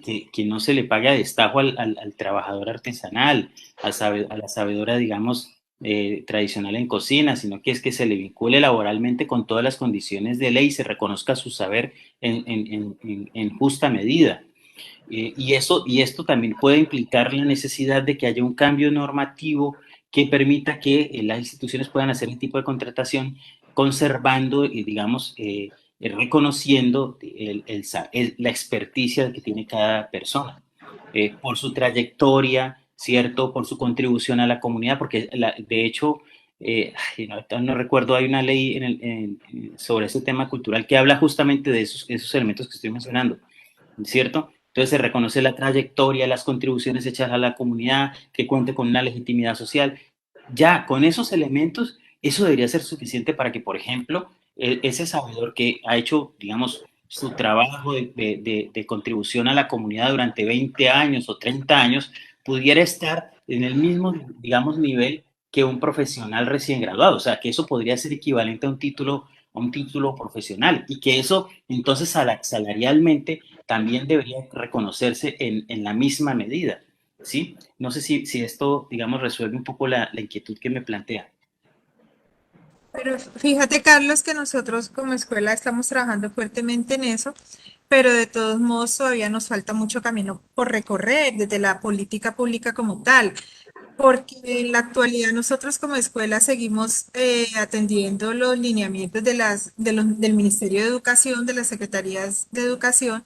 Entonces, nosotros aquí trabajamos con los oficios tradicionales y no podemos certificar todavía un maestro porque no tenemos todavía la posibilidad de hacer la cualificación como lo hace el SENA, pero además, si el maestro en este momento no tiene hasta noveno grado cursado, pues fíjate que ni siquiera puede acceder a nuestras becas. Es decir, vamos en un Ok. camino muy importante, pero todavía nos falta harto recorrido para poder disminuir esa brecha y creo que lo que tú dices contesta mucho la pregunta de la persona que nos las hace, pero también es que la realidad es que falta seguir, o sea, ya la ley está andando, pero nosotros todavía seguimos trabajando con los lineamientos nacionales que Sí. siguen creando esas distancias. No, Hay otra, y Luz, mientras no exista, digamos, un marco normativo nacional que obligue a las instituciones, esto no va a cambiar. O sea, la realidad es esa. Sí, la la realidad es esa. institución en la Universidad del Pacífico, la limitante es normativa, porque entonces la institución te dice, es que no hay ninguna ley que regule eso así. Yo Exacto. cómo puedo contratar a esa sabedora a nivel, digamos, de un profesor con título de pregrado si no hay ninguna ley que me faculte para eso? Entonces, el impedimento que hay ahorita es normativo. Por eso yo digo, hay una brecha. Sí, en el discurso está así. Sí, hay una política, pero no está el elemento normativo que enlace las dos cosas, que le permita a las instituciones hacer, ¿sí me entiendes? Este tipo de vinculaciones, sí, siguiendo, digamos, respetando la ley. Ahí está el vacío y eso todavía no se ha resuelto, que era un poco lo que planteé, digamos, en mi primera intervención. Y eso es lo que tenemos que seguir trabajando fuertemente para poderlo poner a tono. Tenemos otra pregunta. Esta nos las hace Lizeth Lorena López Oviedo. Buenas tardes, mi nombre es Lorena López, estudiante del doctorado en Administración de la Universidad del Valle. Mi pregunta es la siguiente. ¿Existe algún programa o proyecto que busque la protección y continuidad de las prácticas tradicionales en otros territorios, por ejemplo, la ciudad de Cali? Yo creo que Jessy nos pudiera ayudar con esa Sí, claro. respuesta también. Pero, por ejemplo, la política de protección del patrimonio cultural es nacional, es del Ministerio de De Cultura, ¿no? cultura. Es una política nacional. La política de salvaguarda de las cocinas tradicionales, para poner un ejemplo concreto, es una política nacional, aplica en todo el territorio nacional. Esta última política que nos presentó el día de hoy, Angie, la de manos, ¿cómo es? Memoria en las Memoria manos. en las manos, Memoria en memoria las en las manos. manos, eso también es una política nacional. O sea, todas ¿Cierto? esas son políticas hasta ahora que yo sepa nacionales, ¿no? Tal vez la persona que hace la pregunta se refiere a hechos concretos. La hizo un Hay, poco antes de la intervención de Jessy. Tal vez Jessy pudiera ampliarlo un poco más con relación a la presencia de los talleres de escuela y la escuela taller en Cali, ¿no? sí, dentro de la red nacional de escuelas está la Escuela Taller de Cali, donde ha iniciado un trabajo con un oficio que dentro del estudio salió muy importante, que es el tema de la jardinería. ¿Sí? La Escuela Taller de Cali inicia su trabajo con el tema de jardinería. De hecho, está ubicada en el Parque de la Salud en Pance y allá acceden pues, a toda una formación en el tema de ese oficio tradicional. Pero también hay unos talleres escuela que se vienen trabajando en diferentes lugares. Nosotros acá en la región, en Buenaventura, tenemos unos talleres escuela de bebidas ancestrales. Estamos trabajando con una maestra que hace bebidas ancestrales en Huanchaco, precisamente, y con ella estamos formando un grupo de jóvenes. Así tenemos alrededor de un proyecto de 50 talleres escuela. En Cali está un taller donde está trabajando todo el tema de elaboración de zapatos para las academias de salsa, trabajando con los zapateros directamente. También está trabajando el tema de las colaciones y todo lo que tiene que ver con estos productos que desde San Antonio se hacen para el día del ahijado, las macetas, que es muy fuerte en la ciudad de Cali. Y así hay otros oficios en otras regiones. Por ejemplo, en Buga estamos trabajando un taller escuela que tiene que ver con la elaboración de años viejos, ¿no? En Buga, la elaboración de años viejos es un oficio que es declarado también patrimonio. Entonces, estamos trabajando en ese oficio. En Tuluá, estamos trabajando en el mantenimiento de instrumentos musicales de cuerda, ¿no? Algo que ya también, y nos decía la gente en Tuluá, ya no hay quien le arregle una guitarra, ninguno de estos instrumentos. Entonces se crea un taller escuela justamente allá en Tuluá que tiene que ver con este tema de lutería. Tenemos en La Unión un taller escuela que estamos trabajando vino artesanal, ¿no? Pues es muy conocido pues todo el tema vinícola, pero ya se está trabajando justamente el raleo y el tema de los vinos artesanales, entonces estamos trabajando y así hay varios oficios que dentro de esta estrategia que yo les decía como talleres escuela, venimos trabajando en la región.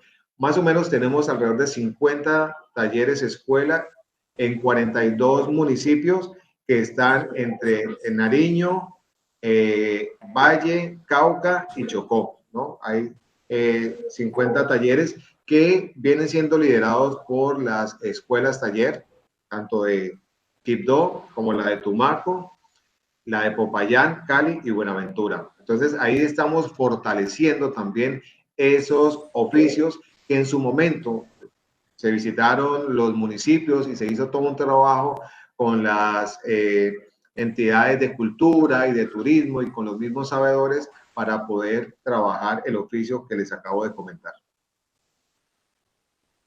Muchas gracias, Yesaya. Tenemos 3 preguntas más. Hay 2 que las podemos asociar. Una dice, poniendo en valor los oficios tradicionales, ¿se podría aminorar la vulnerabilidad en los territorios? Esa va en relación con la otra que es, ¿qué relación encuentran ustedes entre la salvaguarda de los oficios tradicionales y el desarrollo de nuestra ciudad Buenaventura y la construcción de la paz en este territorio?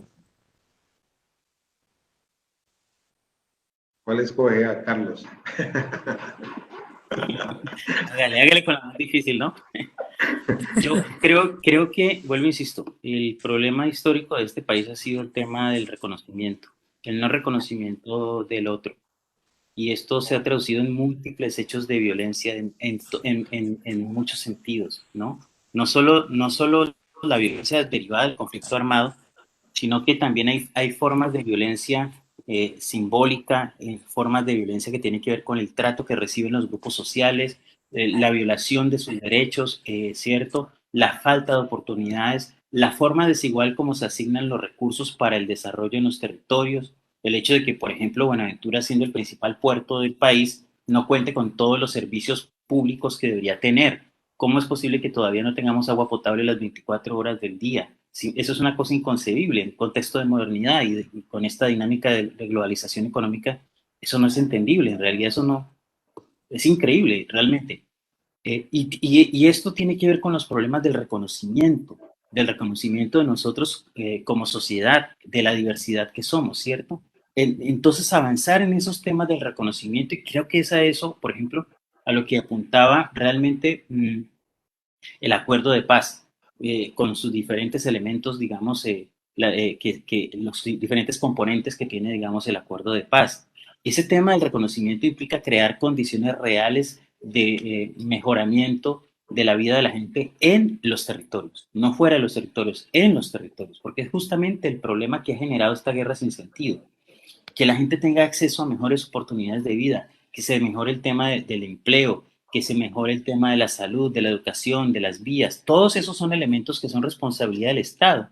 Y no estamos hablando aquí de cosas súper sofisticadas, no. Aquí estamos hablando de cosas que son básicas, derechos fundamentales. Ni siquiera estamos hablando de derechos de tercera generación, no estamos hablando de derechos fundamentales. Estamos en el primer nivel de la escala de derechos.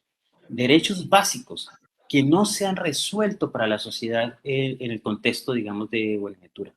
Allí creo que es necesario todavía un mayor ejercicio, digamos, del Estado, una mayor, digamos, inversión pública que permita que se mejore el acceso, digamos, de la gente de Buenaventura a los bienes públicos. No se puede pensar la paz y el desarrollo del territorio si la gente no tiene acceso a estas cosas que hemos mencionado y que son básicas. Acceso, digamos, a educación de calidad, acceso a buenas vías de transporte, acceso a salud. ¿Por qué tenemos que ir a Cali para resolver los problemas de salud si debería haber la infraestructura suficiente en el territorio para atenderlo, ¿cierto? Esos son problemas, digamos, básicos que afectan tremendamente la calidad de vida de la gente. Ahora, el segundo aspecto tiene que ver con el tema, digamos, cómo este reconocimiento debe traducirse también en beneficios económicos para la gente. Por ejemplo, la apuesta del reconocimiento de Buenaventura como digamos, patrimonio en gastronomía para el país, Ciudad creativa de la gastronomía. a ciudad creativa de la gastronomía.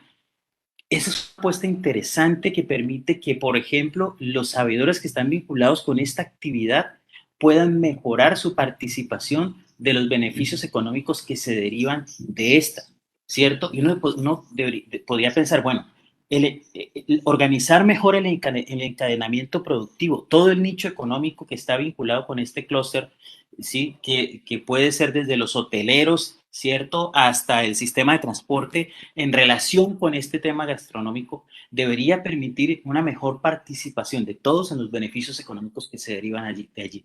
Sí, pero eso tiene que pensarse como política pública y tiene que haber inversiones importantes allí y los actores privados también deben poner de su parte en este proceso, porque eso no lo hace realmente una sola institución y no lo hace un solo actor.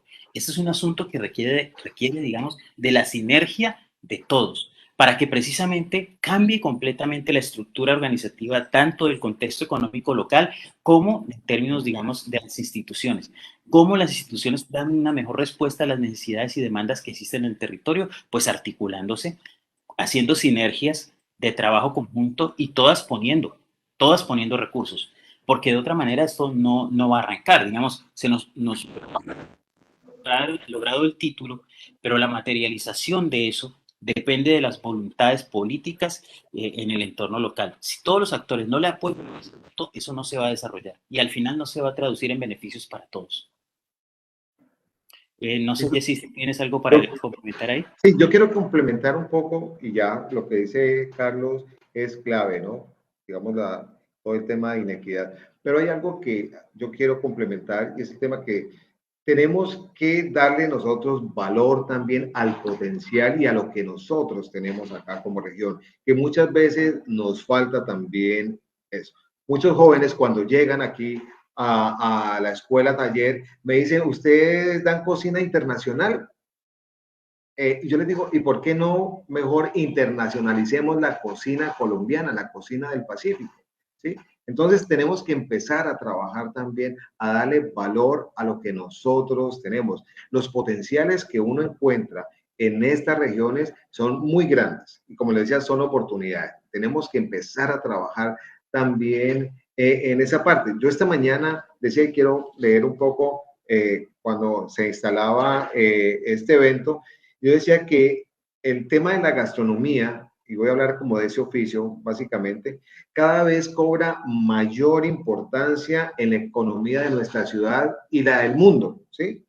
Yo decía, se ha vuelto una moda ahorita el tema de la gastronomía, hay cantidad de programas de televisión, hay muchos chefs que ya son referentes a nivel mundial también del tema de la gastronomía. Entonces, este tema de la gastronomía, de la cocina, que tiene esa relevancia, representa toda una cadena de valor que integra el sector agrícola, el sector pesquero, el hotelero, lo decía Carlos, el turístico, el cultural, ¿sí? Y esta cocina contribuye a la generación de empleo, al crecimiento económico y al desarrollo de la economía basada en su propio conocimiento, ¿sí? Entonces, ahí también podemos empezar a trabajar, ¿sí? Porque, claro, lo otro y lo que dice Carlos, de aquí a que esa equidad pueda existir y podamos tener pues todo lo que necesitamos, pues obviamente pues, vamos a tener mucho tiempo, pero vamos a ver cómo empezamos a trabajar desde lo que tenemos, desde la revalorización de los oficios y de los potenciales que en cada una de las regiones nosotros tenemos. Es un poco como para complementar lo que decía Carlos. Yo agregaría una colita allí, y es eso de tener, a propósito de lo que tú dices de revalorizar, es darle valor a lo nuestro, es tener fe en nosotros mismos, es creer en nosotros mismos. Ahí nos ha faltado muchísimo. Y en la medida que nosotros no resolvamos esos problemas de autoestima, porque son problemas de autoestima. Es reconocernos. Claro, y darle la importancia que esto realmente tiene en el contexto nacional e internacional. Hacernos valer, hacernos respetar, hacer que lo nuestro, ¿sí?, sea considerado, sea visibilizado, sea reconocido también por los demás. Pero eso lo tenemos que hacer nosotros mismos, salir a defender lo nuestro en el espacio que sea. Y en esto tenemos que avanzar como sociedad mucho más. Infortunadamente, con mis estudiantes yo hago una serie de trabajos, por ejemplo, en mi curso etnográfico, les pongo siempre temas que tienen que ver con conocimiento tradicional. Entonces, uno de los temas, digamos, que a veces han trabajado los muchachos es cómo las comidas rápidas han ido desplazando los consumos, digamos, tradicionales. O sea, antes en las esquinas estaban las señoras que vendían el pescado frito. Y hoy esas señoras han desaparecido del contexto. Entonces, hoy lo que se vende es hamburguesa, perros, ¿cierto? Salchipapas, la maldición de la salchipapa. Está en todos lados. Entonces, uno dice, bueno, pero ¿en qué momento fue que sucedió esto, cierto? Pero lo más grave son las implicaciones económicas que esa decisión de no valorar lo nuestro tiene para nosotros mismos. Porque eso significa que los recursos se están yendo. Esa plata no se está quedando aquí. Esa plata es una plata que está saliendo porque los recursos, lo que se está vendiendo allí, no se produce en el territorio. Aquí no se producen salchichas, no se produce ese tipo de salsas, qué sé yo, todo lo que utilizan para hacer las hamburguesas o las salchipapas o los perros. Eso no se produce, eso se trae.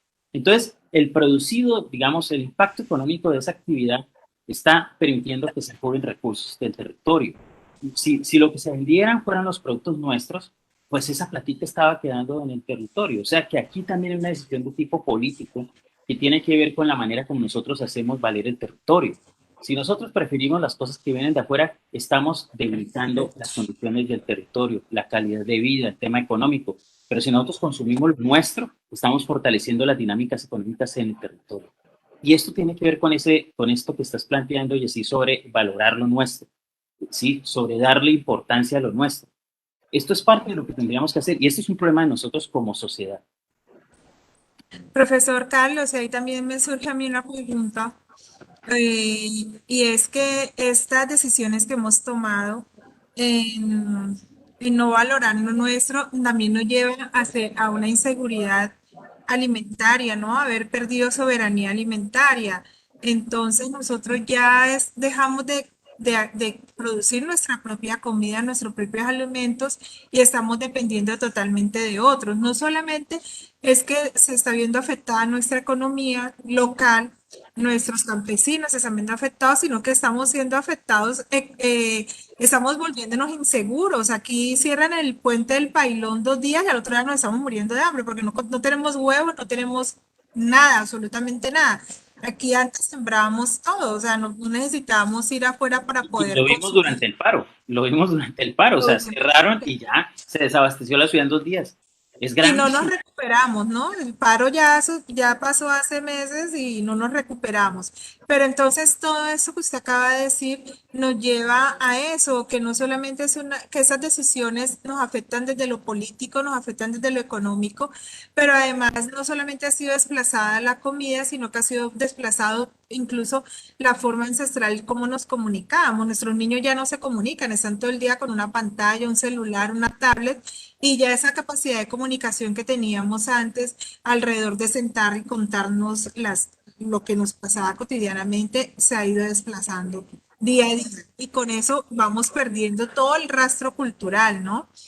Entonces, sí creo que poner en valor todos estos rasgos culturales que nos han identificado durante todo el tiempo nos pueden hacer volver a recuperar paz, ¿no? Nos pueden hacer volver a la solidaridad ancestral que nos identificaba como comunidad.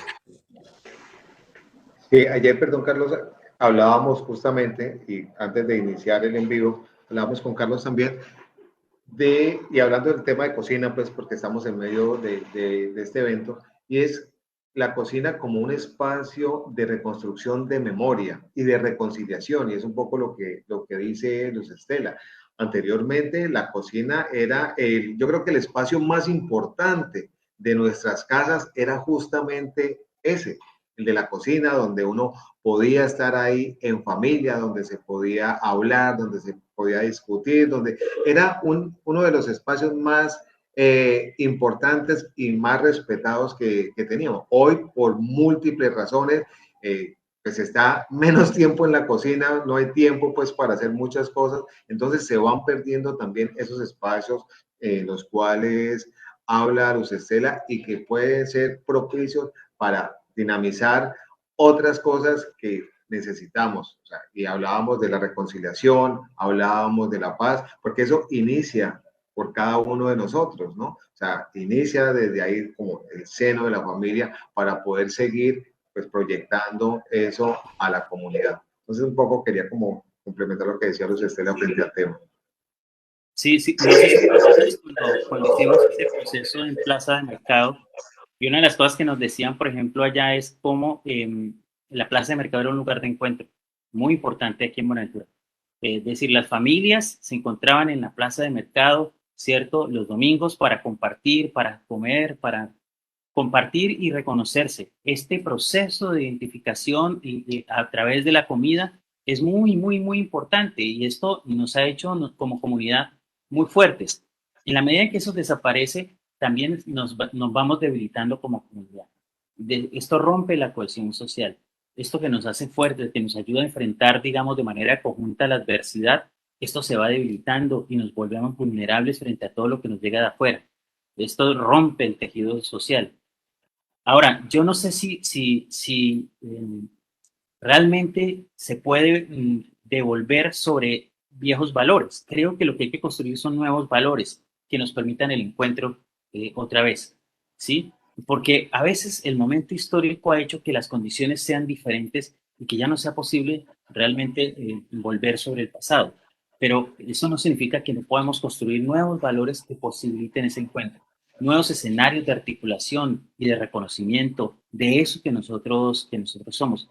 Pienso, por ejemplo, quizá el ejemplo más claro y más cerca que tenemos ahorita es el Petronio Álvarez. Imagínense, el Petronio Álvarez se convirtió en la quintesencia pues, de los eventos promotores del folclore del Pacífico. Ese es el evento más importante para la visibilización de los saberes del Pacífico hoy en día, en el contexto, digamos, nacional. Y mucha gente viaja del extranjero a ese evento, al Petronio Álvarez, antes de la pandemia.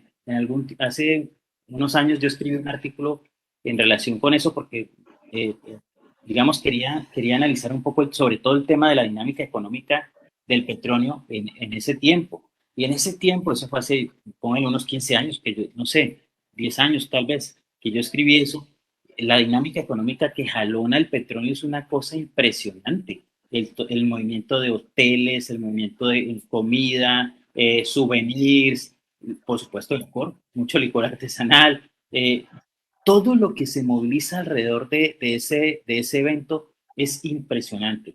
Y esta dinámica económica ha hecho que hoy el petróleo, ¿no? Casi que haya alcanzado en un tiempo que me parece récord, casi la importancia de la Feria de Cali.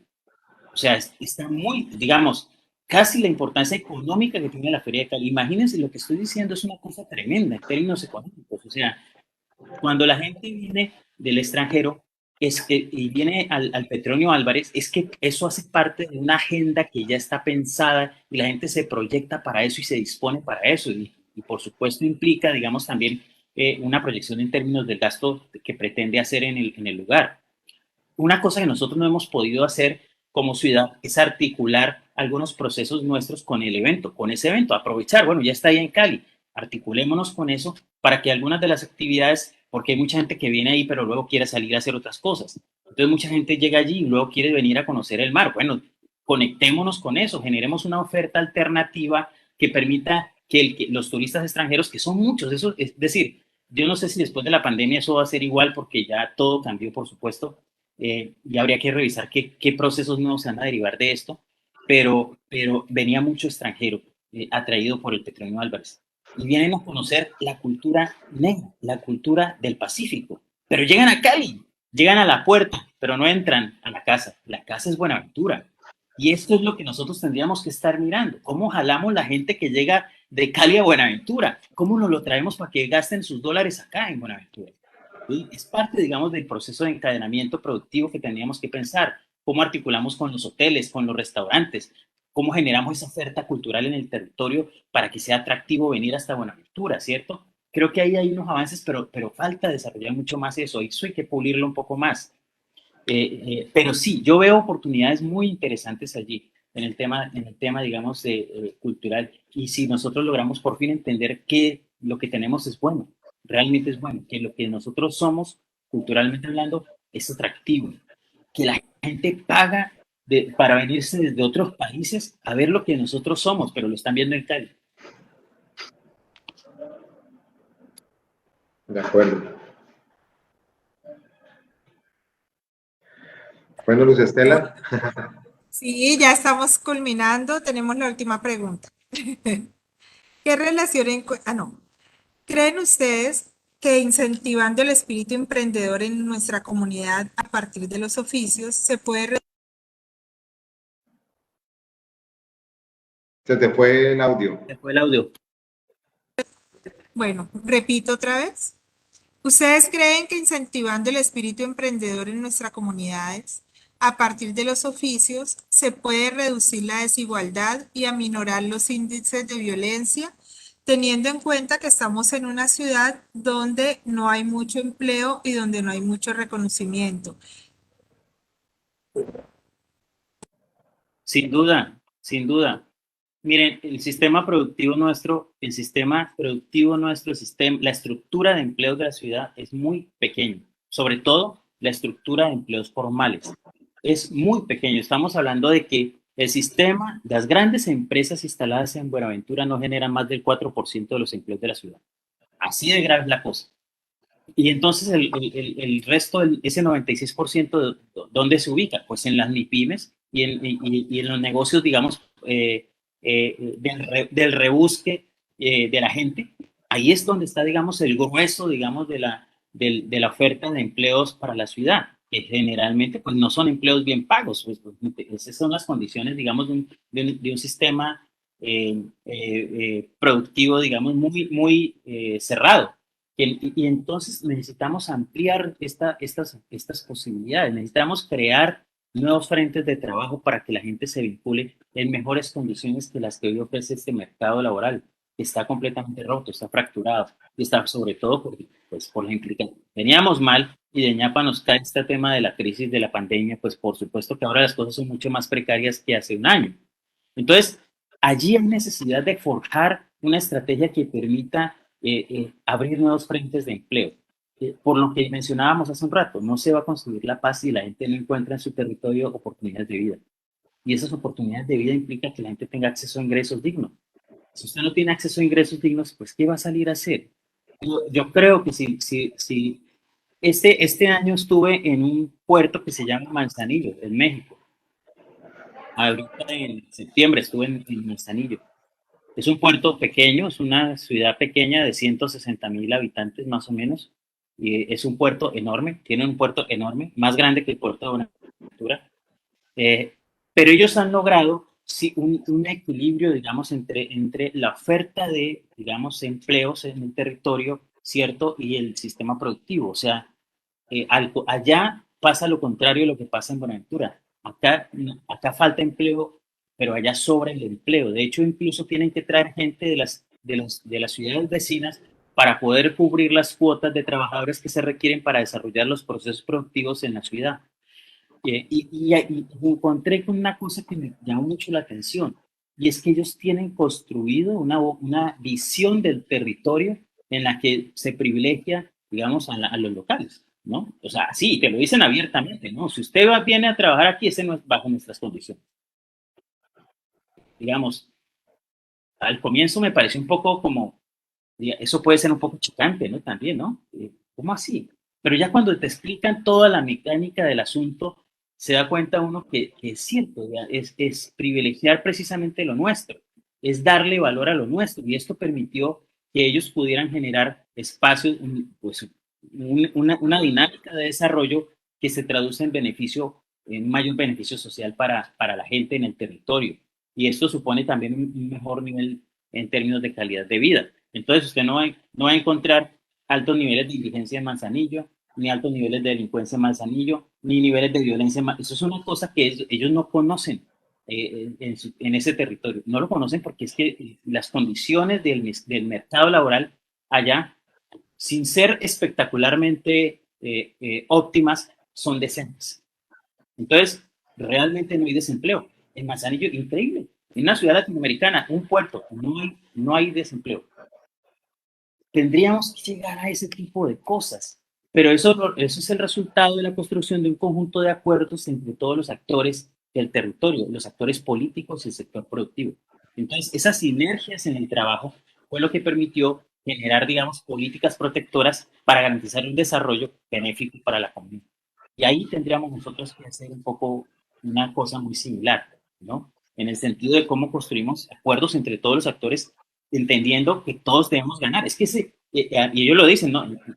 El asunto no es que usted gane. Si usted llega al territorio, usted tiene derecho a ganar, pero no puede llegar a ganar al punto, digamos, que explote misericordiamente a la gente del territorio y no nos deje sino los destrozos. O sea, eso, ellos lo tienen clarísimo. El que llega a ganar, sí, pero llega a ganar bajo nuestras condiciones.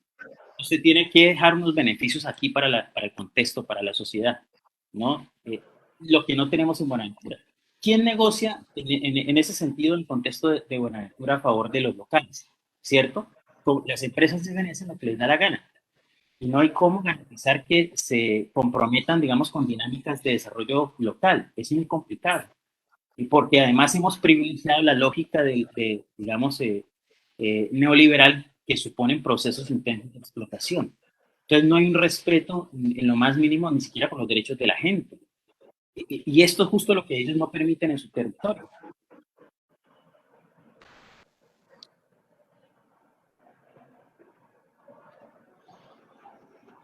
Estela, no sé si con lo que Carlos nos dijo, yo creo que contestamos de verdad esa pregunta, y definitivamente el tema de empleabilidad no es la solución, digamos, en el caso nuestro de Buenaventura, y por eso tenemos que pensar en el emprendimiento. Obviamente no es fácil, y por eso tenemos que trabajar, y lo decía Carlos, articuladamente con las cajas de compensación, con la Cámara de Comercio, que apoyen todas estas iniciativas para poder dinamizar también esa economía, y más una economía, pues por la situación que acabamos de pasar, pues fue tan golpeada. O sea, Buenaventura, pues obviamente no fue la excepción de todo esto que vivimos a nivel mundial. Entonces, por lo tanto, tenemos que empezar de nuevo a mirar cómo esta nueva normalidad hace que esos emprendimientos, esas ideas de negocio puedan empezar a surgir y a fortalecerse algunas de ellas. Entonces, sí, de pronto la invitación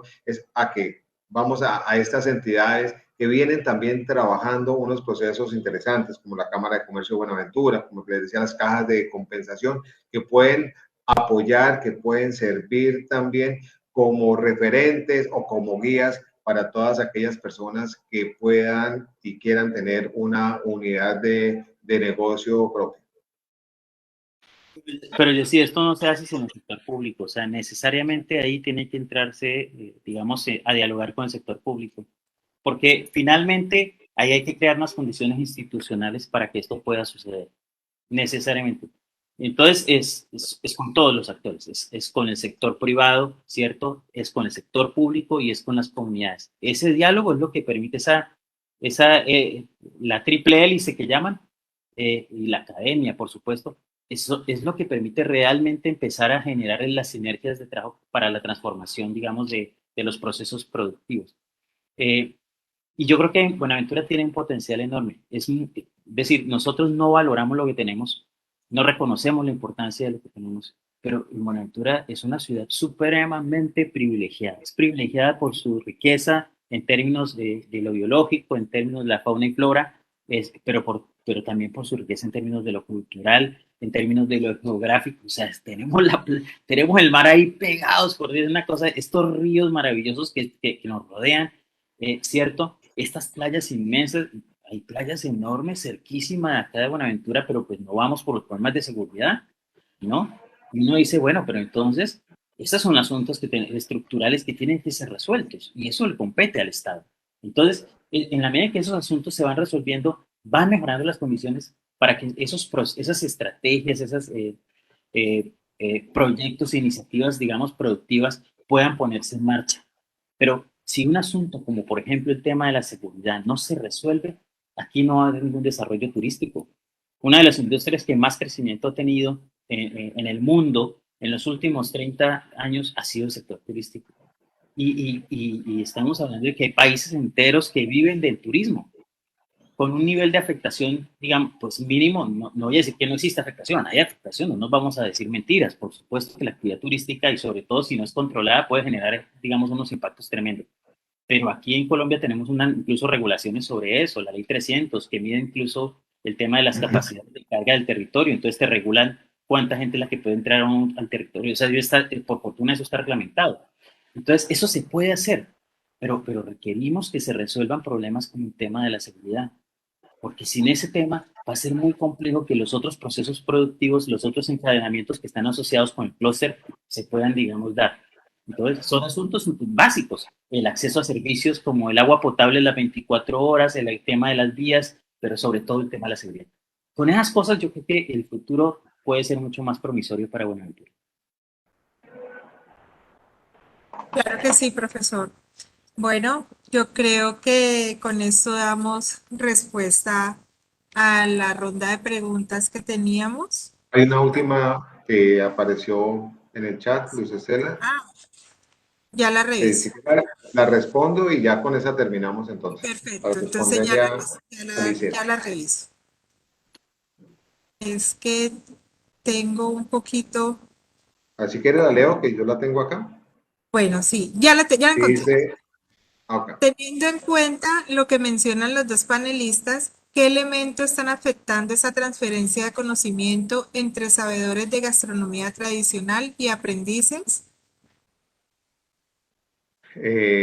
Bueno, lo mencionábamos que justamente es la normativa, ¿no? Un poco lo decía Carlos y lo decíamos hoy. Una cosa es todas las normas y todo lo que tenemos para poder trabajar procesos de formación, y eso pues hace que muchas de estas sabedoras pues no puedan cumplir esos requisitos normativos que existen. Pero hay algo que nosotros sí venimos haciendo desde las escuelas taller, y es trabajar directamente con esos sabedores de cada uno de los oficios, y eso lo hacemos a nivel nacional. Y digamos, desde las escuelas asumimos compromisos y responsabilidades frente al trabajo que hacemos con ellos, donde son contratados en las mismas condiciones que cualquier otro de los instructores.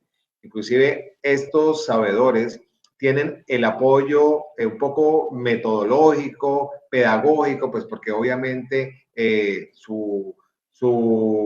la forma como aprendieron fue diferente, que es necesario, digamos, que a través de los procesos que se tienen en las diferentes escuelas, apoyarlos a esos sabedores, pero sí hemos tenido, y eso es una satisfacción muy, muy grande. Yo quiero contarles un poco la historia de una persona que llega acá a la escuela a trabajar en el restaurante que tenemos acá en la escuela taller, y esa sabedora que llega como jefe de cocina del restaurante pasa después a ser parte del grupo de instructores de cocina tradicional, y empieza ella también a fortalecerse, a poder enseñar y pues transmitir ese conocimiento y el sentimiento que ella tiene hoy. Y ella dice, es que yo pasé de ser una cocinera, digamos, normal de cualquier restaurante a ser una persona que ya me siento importante, importante porque pude transmitir el conocimiento, porque pude darle a los aprendices todo lo que mi abuela y mi tía me dio. Y esta persona también ha tenido la oportunidad de estar en diferentes eventos internacionales llevando su conocimiento. Entonces yo creo que ahí es donde tenemos que trabajar también desde las instituciones que lo podemos hacer, pues empezar a trabajar con estas personas que tienen un conocimiento muy, muy grande mientras sale el tema de la cualificación de oficios y digamos que se aterriza un poco todo este tema de las políticas de fortalecimiento de los oficios tradicionales. Entonces, eso es, digamos, lo que venimos haciendo desde las escuelas, taller, frente a la pregunta que nos hace Lorena. El profesor Carlos tiene algo que agregar. No, me parece que la respuesta de Jessie ha sido bastante clara al respecto. Bueno, entonces damos por finalizado el encuentro. Agradecerle una vez más al profesor Carlos, a Yesid, a Angie, al Banco de la República. Esperamos poder seguir teniendo estos espacios de construcción, de reconciliación y de intercambio de saberes. Muchas gracias para todos. Muchas gracias, Luz Estela, Carlos, por acompañarnos de verdad en este espacio y aprovechar también para invitarlos al evento, a Carlos y a todos los que están conectados desde las redes sociales. Terminamos aquí nuestro conversatorio e iniciamos la cocina en vivo. Vamos a tener cocineras que vienen desde la costa atlántica, San Andrés y Providencia, de San Basilio de Palenque, que ya están preparándose para hacer ese intercambio de saberes. Entonces vamos a estar desde las 5 de la tarde en estas cocinas en vivo y después vamos a tener una velada pacífica con todo ese tema cultural que queremos mostrarles también a nuestros visitantes. Entonces, bienvenidos, acá los esperamos para que sigan disfrutando, como dije al inicio, del sabor, la sazón y la tradición de Buenaventura. Muchísimas gracias. Bueno, muchas gracias a todos. En unos minutos continuamos. Que estén muy bien. Gracias. Hasta luego. Hasta luego. Gracias.